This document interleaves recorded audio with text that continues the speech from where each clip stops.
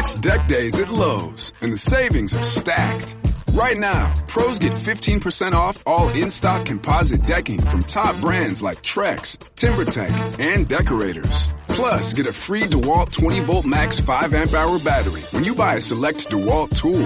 The deck's stacked in your favor with brands pros trust. Our best lineup is here at Lowe's. Valid through 4/22 while supplies last. Selection varies by location. Listen, all you New Yorkers.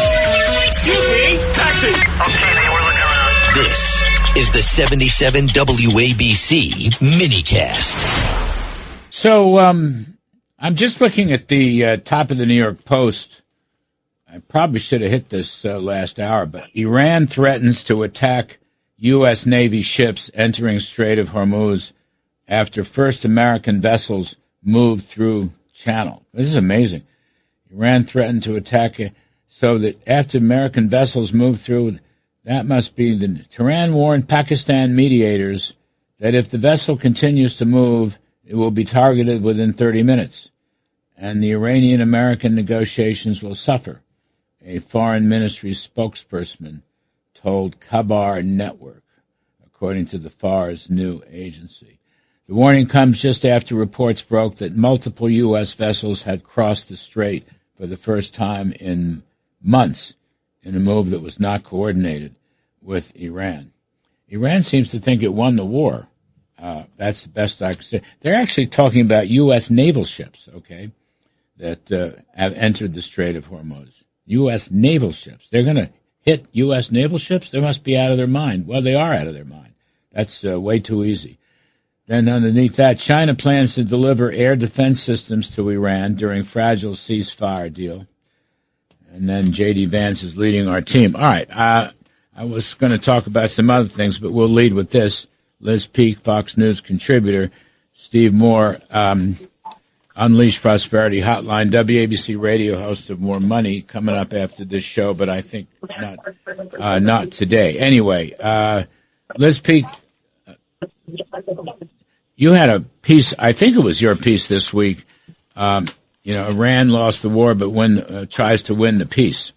And that's a pretty good theme for what they're trying to do here in the Strait of Hormuz. It's kind of hard to believe that they're going to fire on our Navy. I don't know what the follow-through is. I've seen nothing on Fox News. I'm just reading up for the New York Post headline, but that's a good news source. So what do you make of that? Well, first of all, we don't really know who is saying this. There are so many disparate groups in Iran right now, and they have so successfully shut down social media and perpetrated an incredible war of propaganda where the Iranian people right now think they did win the war. The hardliners are really incensed, according to the New York Times, that the country is engaged in peace negotiations at the height of winning the war. So, Larry, I don't think they know what they don't know, and I think we have to be kind of careful about a foreign ministry spokesman saying something because, frankly, they may not be in the talk. But I think what is interesting is that there have been increasing reports that Iran doesn't know where its mines are. That they, from the sound of it, they went out and scattered mines all throughout the Strait of Hormuz with little boats in the midst of the conflict. They don't have records of them. Some of them were not apparently moored. So my impression is they don't really know how to make the Strait of Hormuz safe. Now, that may just be a negotiating posture, and maybe they're lying. But I think given the utter destruction of their Navy and the overwhelming force applied against Iran in the last several weeks, I think it's totally credible that they actually aren't sure that they can guarantee safe passage. Well, the Wall Street Journal is reporting 2 U.S. Navy guided missile destroyers passed through the Strait of Hormuz on Saturday as U.S.-Iran peace talks get underway. It marks the first transit of American warships through the vital waterway since the war began 6 weeks ago. And that's all they are reporting at the moment. So it sounds to me like the Navy is taking more aggressive, our Navy is taking more aggressive position. What the Iranian story is, I don't know that we'll know until we never know. I mean, who knows? I don't think a couple of mines are going to be a big, sea mines are going to be a big problem for our ships, but whatever. They can fish them out and take them out. You've got a lot of Marines and SEALs operating in the Strait, so I don't know how this is going to play out. Steve Moore, I hear a lot of noise. Are you online here, or what's happening? Hi, Larry. I was listening to you, and so go ahead. I'm sorry to interrupt. No, I think the bigger point is how tough we have to be in these negotiations. I mean, if our naval ships are moving in to the Strait of Hormuz, I regard that as good. Some people think the ceasefire was premature. I'm not quite as worried about that because I have a lot of confidence in our military and our commander-in-chief, President Trump. But I think the bigger problem is what's going to come of these negotiations. If Iran tries to string us along, we already know that that's their history. We've already talked about that, we being the administration. So they try to do that. Hostilities will resume. I think that's what's going to happen. Well, I mean, I hope not. I want to see the Strait opened. I think everyone does. I want to see gas prices back down to the lowest they were in 50 years under Trump at the start of the year. And so it's critical for the world economy that the Strait gets open. I don't understand what game the Iranians are playing. But as I said yesterday on WABC, I do believe within a couple of weeks, when we get the Strait open, the gas price and inflation, we got a bad inflation report yesterday, but that's going to come right back down just as fast as it went up when we get the supply chains open again. I mean, there's no shortage of oil in the world. In fact, we're awash in oil. So, I'm not a military expert by any means, but I'm saying that when we get the Strait open, and it will be open, I think, soon, it's going to have a very, very positive effect on the economy. Yeah, I think that's right, if we get them open soon. I mean, I don't know what game Iran's playing either, so we may have to have a little more patience on that front. But let me switch gears, because if we don't have any more news on that, let me switch gears. A story that you and I wrote about, that's probably not a headline story, but it is a headline story, how well the middle class is doing. Yeah. And, in particular, not only from Trump's tax cuts here, 2.0, but this bigger story from the American Enterprise Institute. Jason Riley was writing about it in the Wall Street Journal. Scott Winship's study, and it's really kind of cool. But really going back to the late 70s, okay? Between the late 70s and now, okay, I think the study went through 2024, 2025.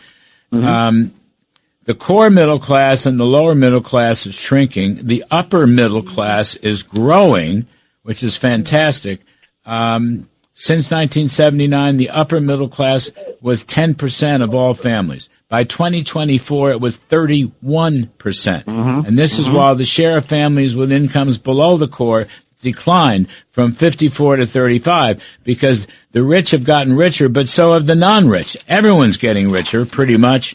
And those are the two, what happened between 79 and 24? Well, one of the things that happened was Reagan tax cuts and Trump tax cuts, the two bookends. So I'm just arguing that, tax cuts are very good for the American middle class, and that's what these numbers actually show. Exactly. And in fact, you got the story exactly right. And I'll just add one thing. The worst period for middle class income since the Great Depression was, of course, the 1970s, when we had high inflation, high tax rates, high regulation. Basically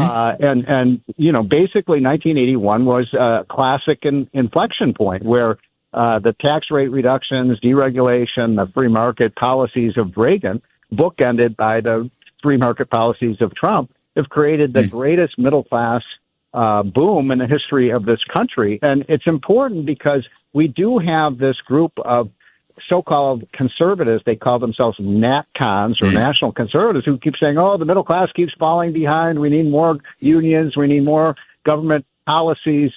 And no, just get the government out of the way, as Reagan would say, and the economy will do fine. By the way, if you look at what happened from 1979 through, I think the data goes through 2023 or 24.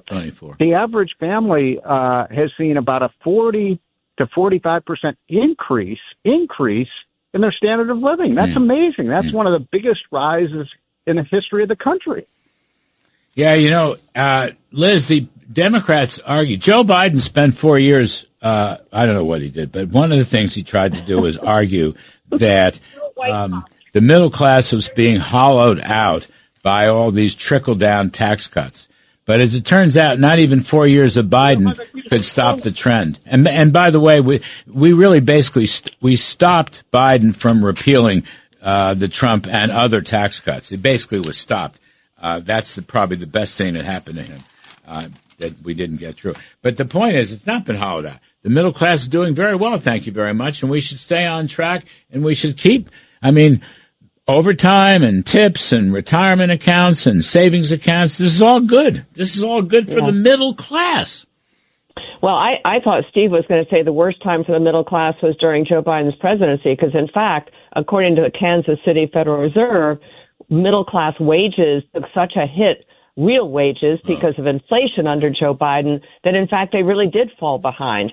But, to your point, Larry, Joe Biden's entire sort of rationale for how he was going to help the middle class had to do with labor unions. And, that's because he kind of lives in the 1950s or whatever mentally and hasn't really. But really what he was complaining about a lot was trade deals that basically undermined our labor unions and our working class Americans, blue collar Americans. And I think that's true. I think that because of trade deals that were concocted on the right and the left over many years, we've had so many jobs go overseas. But the reality is the way to get those jobs back is not by empowering big labor, but rather by what Trump has done, which is to lower taxes, to provide incentives for manufacturers to operate in America. And, of course, the fact that most are setting up shop in right-to-work states really kind of says it all. It's not labor that's going to protect working-class Americans, but rather commerce and growth.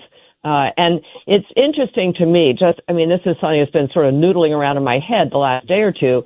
A guy went and shot up a congressman's, maybe a state representative's home and left a note saying no AI. Because right. I guess because they're so afraid of AI and the impact on jobs. And maybe that's somebody whose job already has been lost to AI. I don't know.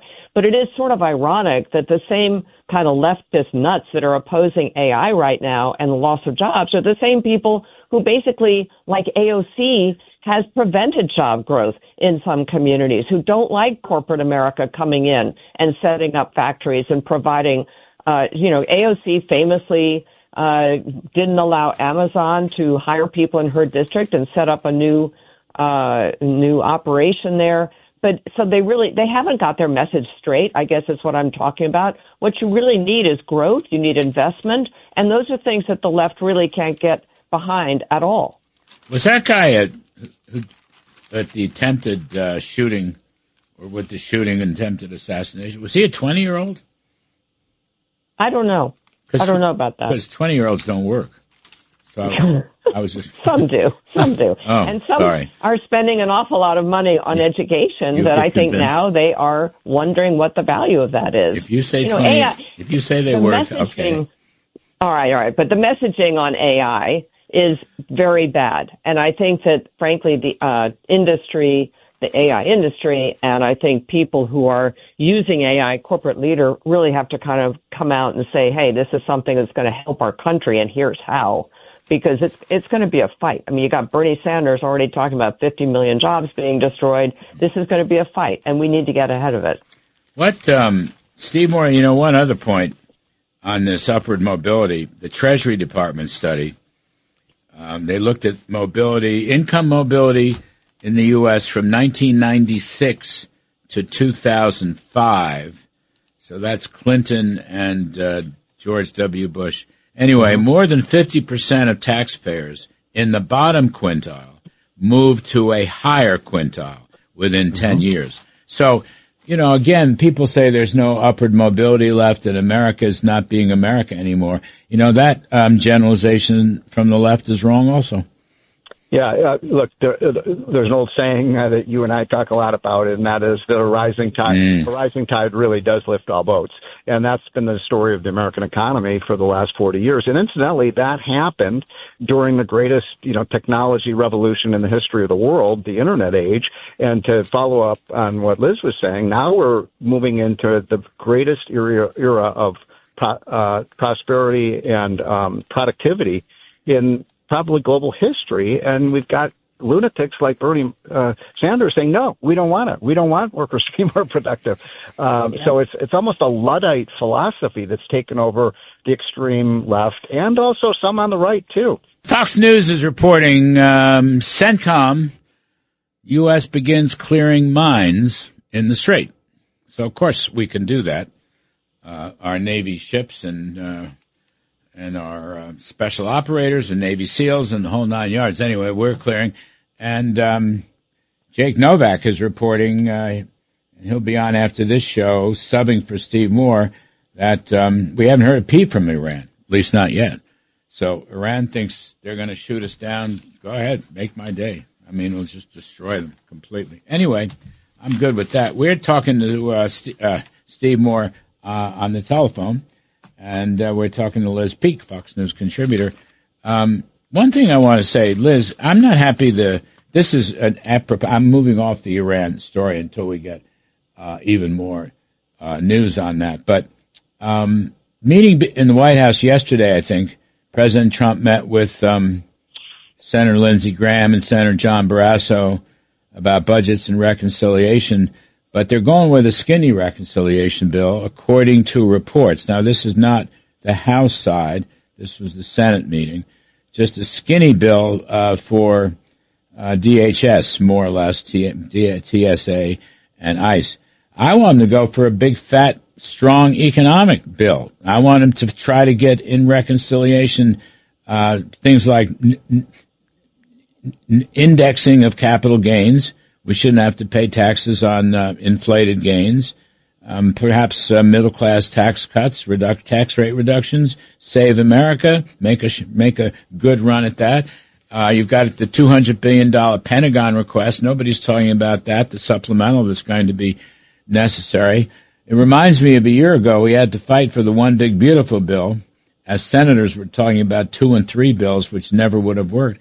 Why aren't we fighting for it now, for heaven's sakes? It should give us something to run on. It's a really good question. I have no idea. There has been resistance, it seems to me, Larry, you would know better than I, on the whole idea of getting a reconciliation bill put together from the Senate, and I don't know why, because basically, unless you're going to blow up the filibuster, it's the only way to get anything done right now. Democrats are opposing absolutely every single thing that comes along. And by the way, you didn't mention things like enabling voter ID to be made the law of the land, which does take some money. Perhaps it could be slipped in there and pass approval of in the Senate person who's an authority on that. I meant Save America. Yeah, that's the Save America bill. They should make a run at that because you'll have to spend money to implement the bill. So yes, and at least put in voter ID. That's something everybody's in favor of. So why not do that? I don't really understand it. I think that is the obvious path to go forward on here. And I keep asking, on TV, when we interview people from Congress, I keep asking them, and they all seem kind of hesitant. What is the hesitation? I don't really understand it. Steve Moore, they're your friends. What's the hesitation? Right. Well, listen, there's only one group in America, only one demographic group that's against voter ID. You know what group that is?